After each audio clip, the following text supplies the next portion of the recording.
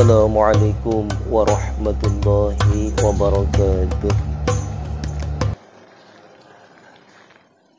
Innal hamdalillah nahmaduhu wa nasta'inuhu wa nastaghfiruh wa natawakkalu bihi wa na'udzu billahi min syururi anfusina wa min sayyiati a'malina may yahdihillahu fala mudhillalah wa may yudlil fala hadiyalah. Jamaah subuh yang dimuliakan Allah Ta'ala, marilah kita bersyukur kehadirat Allah Subhanahu wa Ta'ala.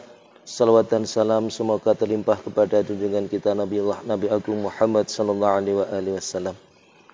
Marilah kita berharap pada Allah, semoga salawat dan salam ini pula terlimpah kepada junjungan kita, kepada keluarga beliau, kepada sahabat beliau dan kepada umat beliau, termasuk diri kita ila yaumil qiyamah. Allahumma amin. Marilah kita lanjutkan, masih berada di hadis yang kemarin dengan lanjutan penjelasannya. A'udzubillahi minasyaitonir rajim. An Jabir radhiyallahu anhu qala qala Rasulullah sallallahu alaihi wasallam afdhalus sholati tulul qunut. Rawahu Muslim wa Tirmidzi wa Ibnu Majah. Dari Jabir radhiyallahu anhu berkata, Rasulullah sallallahu alaihi wasallam bersabda, salat yang paling utama adalah yang paling panjang rakaatnya. Hadis riwayat Muslim, Tirmidzi dan Ibnu Majah. Keterangan lanjutannya sebagai berikut. Dalam penafsiran lainnya, Ibnu Abbas radhiyallahu anhu berkata, qanitin ialah khasyi'in, yaitu orang-orang yang khusyuk. Mujahid rahmatullah alaih juga berpendapat demikian, bahwa apa yang tertulis di atas termasuk di dalamnya khusyuk, yaitu seperti rakaat yang panjang, khusyuk dan khudu dalam solat, memandang ke bawah serta takut kepada Allah.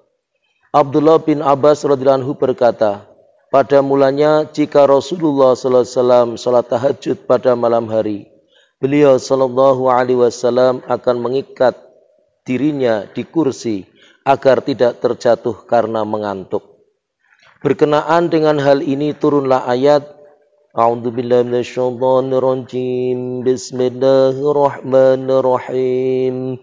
Taha ma anzalna 'alaikal Qur'ana litashqa.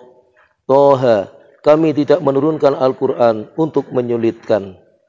Al-Qur'an surah Taha ayat 1 sampai 2. Masih banyak hadis lainnya yang mengisahkan tentang betapa panjangnya salat Nabi sallallahu alaihi wasallam sehingga kaki beliau bengkak-bengkak. Hal ini karena kasih sayang beliau kepada kita. Nabi sallallahu alaihi wasallam menasihati agar kita mengerjakan salat dengan waktu yang sesuai dengan kemampuan kita. Jangan sampai terlalu memberatkan sehingga menyusahkan diri kita sendiri.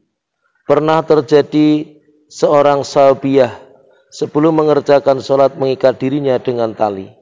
Ketika beliau sallallahu alaihi wasallam melihat hal tersebut, beliau pun melarangnya. Betapapun juga salat dengan rakaat yang lama adalah lebih baik dan lebih utama. Nabi sallallahu alaihi wasallam sangat lama dalam mengerjakan salat malamnya sehingga kaki beliau bengkak-bengkak. Para sahabat pernah berkata kepada Nabi sallallahu alaihi wasallam, bukankah dalam surat Al-Fat Allah telah menjanjikan ampunan kepadamu ya Rasulullah? Beliau sallallahu alaihi wasallam menjawab, apakah tidak pantas aku menjadi hambanya yang bersyukur? Sebuah hadis menceritakan bahwa jika Rasulullah sallallahu alaihi wasallam sedang sholat, terdengarlah dalam dada beliau suara tangisan yang sangat memilukan, seperti bunyi sebuah alat pengisar. Dalam riwayat lain disebutkan bahwa suara itu seperti suara air yang sedang mendidih. Ali radhiyallahu anhu berkata, ketika berlangsung perang Badar, saya melihat Rasulullah sallallahu alaihi wasallam sedang sholat di bawah pohon sambil menangis sepanjang malam hingga waktu subuh tiba. Sebuah riwayat yang menyebutkan bahwa Allah menyukai orang-orang tertentu. Salah satu di antaranya adalah orang yang meninggalkan kasurnya yang empuk dan istrinya yang cantik, lalu menyibukkan diri dalam sholat tahajud pada musim dingin. Allah SWT sangat mencintai orang seperti ini dan bangga terhadapnya. Walaupun Allah Subhanahu wa ta'ala itu alimul ghaib, tetapi dia ingin memuji hambanya. Allah bertanya kepada para malaikatnya, Apakah yang menyebabkan hamba ini memaksakan dirinya untuk bangun sholat tahajud? Para malaikat menjawab, mereka mengharapkan kemurahan-Mu dan takut akan murka-Mu.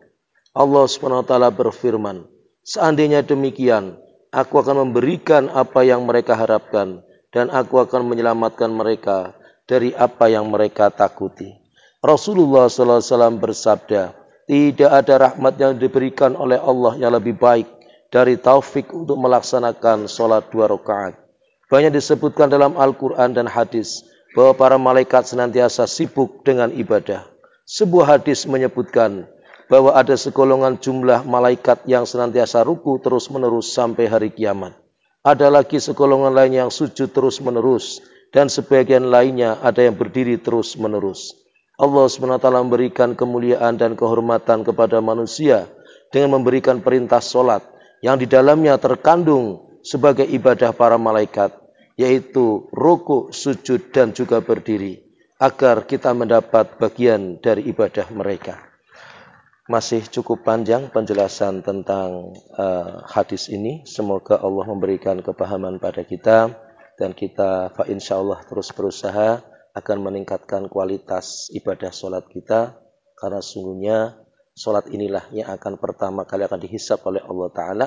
Maka mari kita berikan kualitas yang terbaik, sehingga Allah Ta'ala akan memberikan yang terbaik pula untuk kita dalam memberikan keberkahan di dunia, lebih-lebih di dalam kita menghadapi perjalanan di akhirat yang tiada batasnya. Mari kita tutup bersama dengan doa kafaratul majlis. Subhanallah wa bihamdi, subhanakallahumma bihamdika, asyhadu an la ilaha illa anta, astaghfiruka wa atubu ilaih. Assalamualaikum warahmatullahi wabarakatuh.